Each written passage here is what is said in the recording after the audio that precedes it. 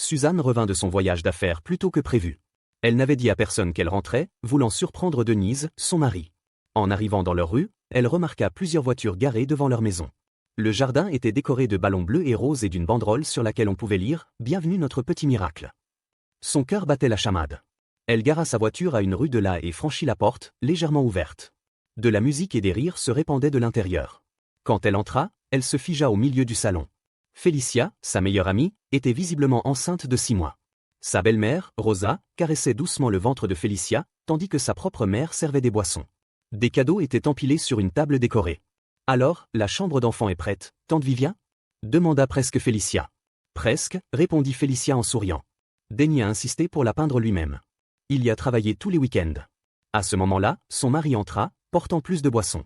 Il s'approcha de Félicia et la serra dans ses bras par derrière, plaçant ses mains sur son ventre. « Nous devons juste installer le berceau, dit Denny. Nous l'avons choisi ensemble la semaine dernière. » Suzanne, figée, sentit son corps s'engourdir.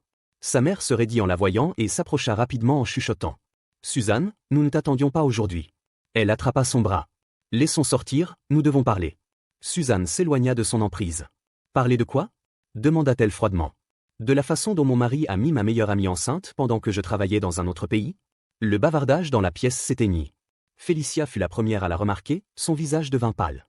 Denny se leva, figé, ses mains toujours sur le ventre de Félicia. « Suzanne, commença-t-il, ce n'est pas. Depuis combien de temps me trompes-tu » le coupa-t-elle froidement. Personne ne répondit. Son père, debout dans un coin, ne pouvait même pas la regarder dans les yeux. « Je peux expliquer, dit Félicia en faisant un pas en avant. Nous ne voulions pas que tu le découvres comme ça. Oh, et comment prévoyais-tu de me le dire ? Demanda Suzanne, sa voix mêlée de moquerie. Après la naissance du bébé ou quand il aurait eu 18 ans ? Sa belle-mère intervint. Suzanne, s'il vous plaît, pensez au bébé. Félicia n'a pas besoin de ce stress dans son état. Suzanne laissa échapper un rire sans humour. Le même état que j'étais il y a 2 ans, quand j'ai perdu mon bébé. Où était ton inquiétude alors, Rosa ? Le silence qui suivit était assourdissant. Sa mère réessaya. Chérie, je sais que c'est difficile. Difficile pour qui ? Craqua Suzanne. Pour moi qui ai travaillé sans arrêt pendant 9 mois pendant que mon mari dormait avec ma meilleure amie, ou pour vous tous qui deviez continuer la mascarade. Denny s'éloigna finalement de Félicia. Suzanne, pouvons-nous parler en privé ? Ne fais pas une scène. Une scène ? Se moqua Suzanne. Non, Denny, une scène raconterait à tout le monde comment tu m'as convaincu d'accepter ce travail à l'étranger, comment tu as dit que nous avions besoin d'argent pour fonder notre famille. Elle se tourna vers Félicia. Vous a-t-il dit cela ou a-t-il dit qu'il était seul et abandonné pendant que sa femme cruelle poursuivait sa carrière ? Félicia commença à pleurer. Ce n'était pas comme ça, gémit-elle. Nous n'avions pas prévu cela. Bien sûr que non, dit Suzanne, sa voix dégoulinante de sarcasme. Je suppose que vous avez juste trébuché et êtes tombée enceinte de mon mari. Ces choses arrivent, n'est-ce pas ? Les invités se déplacèrent inconfortablement, certains attrapèrent leurs sacs, prêts à partir. Son père prit finalement la parole. Suzanne, calme-toi. Tu es contrariée. Contrariée ? Répéta-t-elle, sa voix tremblante. Non, papa, je suis parfaitement calme. En fait, je suis reconnaissante. Sa mère fronça les sourcils, confuse. Reconnaissante ? Oui, dit Suzanne, un sourire amer se dessinant sur ses lèvres. Parce que maintenant, je vois tout le monde pour ce qu'ils sont vraiment. Mon mari, le menteur, mon meilleur ami, le traître, et ma famille, les lâches qui ont choisi de protéger ce mensonge à ma place. Elle se dirigea vers la table des cadeaux et en attrapa un au hasard. Celui-ci est à toi, maman, dit-elle en le lui jetant. Tu as acheté un beau cadeau pour le bébé de la maîtresse de ton gendre. Suzanne, s'il te plaît, supplia sa mère. Suzanne déchira le papier d'emballage. C'était une tenue de bébé blanche avec des détails bleus. J'espère que tu as gardé le reçu, dit-elle pensivement. Denny s'avança, essayant de prendre le cadeau de ses mains. Ça suffit, Suzanne. Tu te ridiculises. Non, Denny, dit-elle en laissant échapper un rire froid. Tu as fait ça tout seul en mettant ma meilleure amie enceinte pendant que je payais toutes les factures. Sa belle-mère se leva, outrée. C'est trop. Denny cherchait juste le bonheur que tu ne pouvais pas lui donner, toujours occupé, toujours travailler. Tu as raison, Rosa, dit Suzanne, sa voix calme et mortelle. J'étais trop occupée à travailler pour payer l'hypothèque de la maison où ton fils dormait avec mon ami. Elle regarda autour de la pièce, chaque visage familier ressemblait maintenant à celui d'un étranger. Tu sais quoi ? Dit-elle, sa voix ferme. Tu peux garder la maison, les meubles, les cadeaux, mais Denny, je te suggère de trouver un bon travail parce que tu n'auras plus accès à mon argent. Denny fronça les sourcils. De quoi parles-tu ? Je parle du fait que pendant que j'étais à l'étranger, je ne faisais pas que travailler. J'étais aussi en train de consulter un avocat. J'ai la preuve de chaque dollar que j'ai dépensé pour cette maison, pour toi, pour notre mariage. Elle sortit de cette maison sans regarder en arrière, ses mains tremblaient, sa respiration était erratique, mais elle refusait de s'effondrer devant eux. Il ne méritait pas de voir ses larmes. Alors qu'elle s'éloignait, elle ignora les regards curieux des voisins qui avaient probablement entendu chaque mot de la scène qui venait de se dérouler. Suzanne monta dans sa voiture et claqua la porte. Ses mains agrippèrent le volant si fort que ses doigts devinrent blancs. Sa vision était floue, mais elle refusait de pleurer. Elle démarra le moteur et conduisit, sans destination, sans direction, juste pour s'éloigner de ce cauchemar. Son téléphone était inondé de messages et d'appels manqués de sa mère, de textos de Denny, même de Félicia. « S'il te plaît, Suzanne, nous devons parler. Ce n'était pas censé se passer comme ça. Tu ne comprends pas toute la situation. » Oh, elle comprenait. Elle comprenait que pendant qu'elle travaillait pour subvenir aux besoins de sa maison, de sa famille, de son mariage, ils étaient ensemble. Elle comprenait qu'à chaque fois que Denny l'appelait en lui disant qu'elle lui manquait, c'était un mensonge flagrant. Elle comprenait qu'à chaque fois que Félicia disait qu'elle était occupée et ne pouvait pas parler, c'était parce qu'elle était occupée avec lui. Un goût amer remplissait sa bouche, dégoût d'elle-même de ne pas l'avoir vu plus tôt. Après avoir conduit pendant un moment, elle se gara sur le parking d'un hôtel au hasard. Elle avait besoin d'un endroit pour respirer. Elle n'allait pas retourner à la maison. Cette maison se dressait maintenant comme un monument à son humiliation. Elle se rendit à la réception et réserva une chambre pour quelques jours. La réceptionniste lui lança un regard étrange, probablement à cause de son apparence échevelée, mais lui remit la clé sans poser de questions. Au moment où elle entra dans la chambre, elle verrouilla la porte et s'effondra sur le lit. Ce n'est qu'à ce moment-là que le poids de tout l'écrasa. Elle se recroquevilla, se serra dans ses bras et laissa couler les larmes, des larmes de rage, de dégoût, d'une douleur profonde et suffocante qui lui serrait la poitrine. Mais elle ne pouvait pas rester comme ça pour toujours. Elle devait faire quelque chose. Le lendemain matin, elle alla directement au bureau de son avocat. Il connaissait déjà sa situation et avait tous les documents nécessaires prêts pour s'assurer qu'elle sorte de ce pétrin avec le moins de dommages possible. « Je veux commencer le processus aujourd'hui », dit-elle fermement. « Divorce, division des biens, tout. Et je veux qu'il soit clair que Denny ne verra pas une seule odeur de mon argent. » Il hocha la tête. « Vous avez plus qu'assez de preuves pour contester toute réclamation qu'il pourrait faire. La maison est à votre nom, toutes les dépenses étaient couvertes par vous. Il n'a aucun droit sur quoi que ce soit. » Elle prit une profonde respiration. « Bien, dit-elle. Alors, laissons-le découvrir à la dure. » Elle sortit du bureau, ressentant un étrange sentiment de soulagement pour la première fois depuis longtemps. Elle avait l'impression de contrôler sa propre vie. Son téléphone sonna, c'était Denny. Elle l'ignora. Quelques minutes plus tard, un message apparut, « Nous devons parler, s'il te plaît, Suzanne. » Elle ne répondit qu'avec, « Parle à mon avocat. » Les jours passèrent et les appels et les messages ne cessèrent pas, jusqu'à un après-midi, alors qu'elle prenait un café dans un café près de l'hôtel, quelqu'un s'approcha de sa table. C'était Denny. Il avait l'air affreux, des poches profondes sous les yeux, des cheveux en désordre, mais elle ne ressentit aucune sympathie. « Suzanne, s'il te plaît, dit-il en s'asseyant en face d'elle sans être invité. Je ne voulais pas que tu le découvres comme ça. » Elle croisa les bras. « Oh, mais comment voulais-tu que je le découvre? Avec une invitation à la baby shower ?» Il passa une main sur son visage épuisé. « Ce n'est pas comme ça que je voulais que les choses se passent. J'ai fait une erreur. » « Une erreur? Mettre ma meilleure amie enceinte était une erreur? » « Non, Denny, c'était un choix. Tu as choisi de coucher avec elle. Tu as choisi de me mentir. Tu as choisi de laisser tout le monde te couvrir. » Il baissa la tête. « J'étais seule, Suzanne. Tu n'étais jamais ici. Tu étais toujours en voyage, toujours occupée par le travail. » Elle laissa échapper un rire amer. « Et pourquoi étais-je occupée, Denny? Parce que c'était moi qui payais pour notre foutue maison pendant que tu étais assis à la maison à ne rien faire. » Il ne dit rien. « Tu veux savoir la partie la plus ironique? » Continua-t-elle. « J'ai pris ce travail parce que je pensais que nous construisions quelque chose ensemble. J'ai fait des sacrifices en pensant que c'était pour un plus grand bien.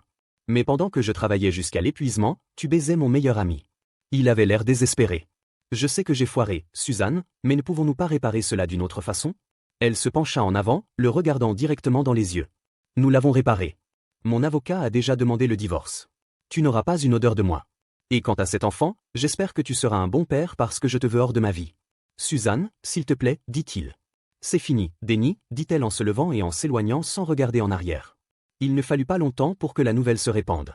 Ses vrais amis, ceux qui ne l'avaient pas trahi, se tenaient à ses côtés. Sa famille, oh, ils essayèrent de tendre la main. Sa mère l'appela plusieurs fois, essayant de justifier tout. « Nous ne voulions pas te faire de mal, ma chérie. C'était compliqué pour nous tous. Tu dois pardonner. »« Pardonner ?» dit-elle. Non. Elle évolua au fil du temps, reconstruisit sa vie. Elle quitta cet hôtel et s'acheta un nouvel appartement. Elle se concentra sur sa carrière, son avenir. Et Denny, eh bien, il se rendit vite compte que la vie n'était pas si facile. Sans le confort qu'elle lui avait fourni, quelques semaines plus tard, elle reçut un autre message. « Pouvons-nous parler? Tu me manques. » Elle rit, supprima le message sans répondre. Pour la première fois depuis longtemps, elle se sentit libre lorsqu'elle reçut enfin la confirmation que Denny avait officiellement reçu les papiers de divorce, qu'elle savait être son véritable cauchemar. Au début, il essaya de la contacter de toutes les manières possibles. Il l'appela des dizaines de fois par jour, envoya des messages interminables, se présenta même dans des endroits qu'il savait qu'elle fréquentait. Mais elle ne répondit pas, ne lui donna aucune chance, refusant de le laisser la manipuler. Cette fois, c'était elle qui s'éloignait pour de bon. Une nuit, alors qu'elle rentrait à son appartement, Suzanne trouva sa mère qui l'attendait dehors. « Suzanne, nous devons parler, dit-elle. » Elle leva les yeux au ciel, sachant déjà exactement de quoi il s'agissait. « Nous n'avons rien à nous dire. » Denny est désespéré. « Tu lui prends tout, dit sa mère, indignée, comme si Suzanne était la méchante dans cette histoire. Elle croisa les bras. « Oh, maintenant, c'est lui la victime ? Maman, il a ruiné ma vie. Il m'a trompé avec ma meilleure amie, et vous tous les avez couverts. Et maintenant, vous avez le culot de me dire que je suis cruelle ?» Sa mère soupira et lui tendit la main, mais Suzanne recula. « Ce que tu lui fais, ce n'est pas juste, dit sa mère. » La colère brûlait dans sa poitrine. « Juste ? Était-ce juste pour moi de payer l'hypothèque toute seule pendant qu'il couchait avec ma meilleure amie ? Était-ce juste que je travaille sans relâche pendant qu'il jouait au mari parfait ? Maintenant, il doit faire face aux conséquences. » Sa mère la regarda comme si elle était un monstre. « Il n'a nulle part où aller, Suzanne. » Elle haussa les épaules. « Ce n'est pas mon problème. » Sa mère secoua la tête d'incrédulité. « Je ne t'ai pas élevée pour être comme ça, Suzanne. Et je ne m'attendais pas à ce que ma propre mère prenne le parti d'un bâtard infidèle. » Elle se retourna et entra dans son immeuble sans regarder en arrière. Les jours passèrent et la situation de Denny ne fit qu'empirer. Puisqu'elle était celle qui avait payé pour tout, il se noyait maintenant sous les factures. Les paiements hypothécaires étaient en retard, sans son argent pour les couvrir, il s'enfonça rapidement dans la ruine financière. Puis vint l'expulsion. Elle savait que cela allait arriver quand elle reçut la confirmation qu'il n'avait pas effectué les paiements qu'elle avait toujours faits. Elle s'assura d'être personnellement présente pour assister au moment où il fut forcé de quitter sa maison. Lorsqu'elle arriva, l'endroit était dans le chaos. Des boîtes étaient éparpillées dans la cour avant. Denny se disputait avec l'officier qui s'occupait de l'expulsion. Félicia se tenait à côté de lui, serrant son ventre enceinte avec une expression paniquée. « Suzanne !» cria-t-il en la voyant. « Tu ne peux pas me faire ça. » Elle croisa les bras, ressentant un sombre sentiment de satisfaction. « Je peux et je l'ai fait. Ce n'est pas juste. Je vivais dans cette maison. »« Non, répliqua-t-elle. J'ai payé pour cette maison. Tu n'étais qu'un parasite qui y vivait. » Son visage devint rouge de frustration. « Où diable veux-tu que j'aille ?» Elle haussa les épaules. « Ce n'est pas mon problème. » Félicia la regarda comme si elle s'attendait à de la pitié. « Suzanne, s'il te plaît, dit-elle. » Elle fit un pas vers elle. « Oh, alors maintenant tu peux dire mon nom ? Avant, c'était juste, j'espère qu'elle ne le découvrira jamais, n'est-ce pas ?» Félicia baissa la tête. « Ce n'était pas censé être comme ça. »« Mais ça l'est, répondit Suzanne. « Et maintenant, vous et Denny devez y faire face. » Denny passa ses mains sur son visage, l'air épuisé. « Tu n'as pas de cœur. » Elle inclina la tête. « C'est drôle, parce que tu aimais bien ce cœur quand il payait toutes tes factures. » L'officier s'approcha. Le temps est écoulé. Vous devez quitter la propriété maintenant. L'expression de Denny se transforma en pure panique. Il regarda autour de lui, réalisant qu'il n'avait plus d'option. Il attrapa une boîte et la claqua sur le sol. « Tu veux juste me voir détruit, n'est-ce pas ?» Elle se pencha plus près, rencontrant son regard sans une trace de pitié. « Oui. » Il serra la mâchoire et s'enfuit, Félicia le suivant. Suzanne resta là à le regarder partir, fauchée, sans abri et sans pouvoir. Dans les jours qui suivirent, toute sa famille se retourna contre elle. Ses tantes l'appelaient, sa mère se présenta à nouveau à son appartement, même son père, qui restait habituellement en dehors des choses, essaya d'intervenir. « Suzanne, il dort sur le canapé de ta belle-mère. Ne penses-tu pas que c'est allé trop loin ? » « Non, papa. Je ne sais pas. Félicia est enceinte, ils n'ont rien. » Alors, Denny peut enfin faire ce qu'il aurait dû faire il y a longtemps, trouver un travail. Sa mère leva les mains en l'air, exaspérée. « Tu es obsédé par la vengeance. Et vous êtes obsédé par la protection d'un tricheur. » Ils ne purent pas la faire changer d'avis. Et Denny, Denny était en ruine. Plus de maisons, plus de confort, plus d'accès à l'argent qu'il lui avait volé pendant des années. Elle entendit dire par des amis communs qu'il avait commencé à prendre des petits boulots pour s'en sortir, mais ce n'était pas suffisant. Et puis l'inévitable se produisit, Denny se présenta à son appartement. Il avait l'air misérable, plus mince, avec des cernes sous les yeux. « Suzanne, s'il te plaît. »« Je n'ai rien. » Elle le regarda. « Je sais. J'ai besoin d'aide, dit-il. » Elle inclina la tête, faisant semblant de réfléchir.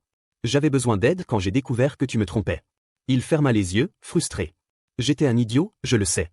Mais je ne peux pas changer le passé. » Elle croisa les bras. « Non, mais toi, tu peux souffrir dans le présent. » Ses mains se serrèrent en poing alors qu'il ravalait sa fierté. « Tu n'as pas besoin d'être aussi cruel. »« Oh, mais je le dois.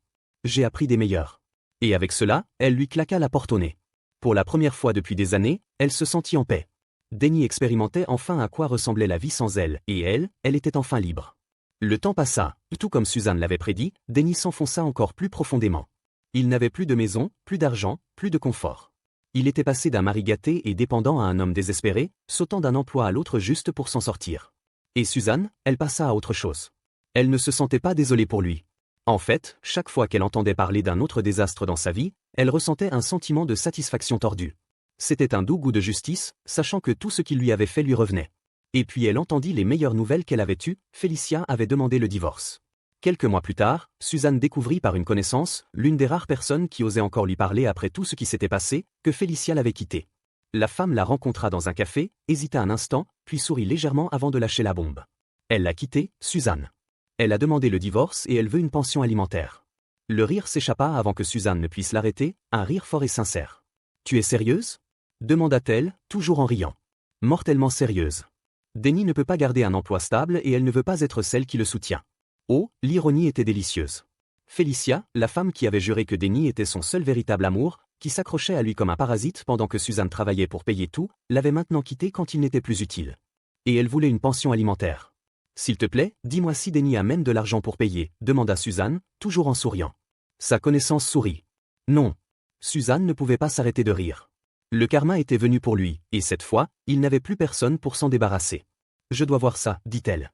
La semaine suivante, Suzanne s'assura de se présenter, accidentellement, à un endroit qu'elle savait que Denny fréquentait toujours, un bar délabré où ils avaient l'habitude d'aller, l'un des seuls endroits qu'ils pouvaient encore se permettre. Il était assis au comptoir, ressemblant à un fantôme de son ancien lui-même, mince, avec des cernes sous les yeux, une barbe négligée, bien sûr, une bière bon marché à la main. Suzanne entra lentement, prenant son temps, et s'assit 2 sièges plus loin. Il la remarqua immédiatement. « Que veux-tu » marmonna-t-il, sa voix rauque et fatiguée. « Rien, » dit Suzanne, prenant son propre verre, profitant juste de la vue. Il soupira lourdement. « Es-tu heureuse maintenant » Suzanne prit une gorgée, savourant le moment. « Oui, très. » Il se moqua en secouant la tête. « Tu penses que c'est drôle, Suzanne » Denny, je pense que c'est hilarant. Tu as jeté notre mariage pour Félicia et regarde-toi maintenant. Elle t'a quitté, elle a pris le peu qu'il te restait. Il passa une main sur son visage, visiblement épuisé. Tu ne comprends pas. Oh, je comprends parfaitement. Dis-moi comment ton grand amour s'est effondré si rapidement. Il resta silencieux pendant un long moment avant de fixer son verre vide. Elle a dit qu'elle ne pouvait pas être avec quelqu'un qui n'avait rien à offrir. C'est drôle, c'est exactement ce qu'il a dit à propos de toi. Denny ferma les yeux, sa mâchoire se serra. Tu ne comprends pas, Suzanne, marmonna-t-il. Mais je comprends, dit-elle en inclinant la tête. Tu n'étais assez bien pour elle que lorsque tu étais à ta place. Maintenant que tu ne peux plus lui offrir la vie confortable qu'elle voulait, elle t'a jeté comme une ordure. Il ne discuta pas parce qu'il ne pouvait pas. Suzanne se leva, prête à partir. Tu sais quelle est la meilleure partie ? demanda-t-elle en le regardant de haut. Tu mérites chaque parcelle de ceci. Et sur ce, Suzanne sortit, laissant Denny se noyer dans sa propre misère. Après ce jour, Suzanne coupa tout ce lié à son passé. Elle s'éloigna de sa famille, les fourmis hypocrites qui n'arrêtaient pas de lui dire de pardonner, sa mère qui insistait sur le fait qu'elle était allée trop loin. Elle ne devait rien à aucun d'eux. La seule personne à qui Suzanne devait quelque chose, c'était elle-même. Et donc elle recommença, reconstruisit sa vie à partir de zéro. Elle s'acheta un nouvel appartement, juste pour elle, vendit tout ce qui lui rappelait ce chapitre pathétique de sa vie. Certaines choses, elle les donna, d'autres, elle les brûla. Denny et Félicia furent effacés.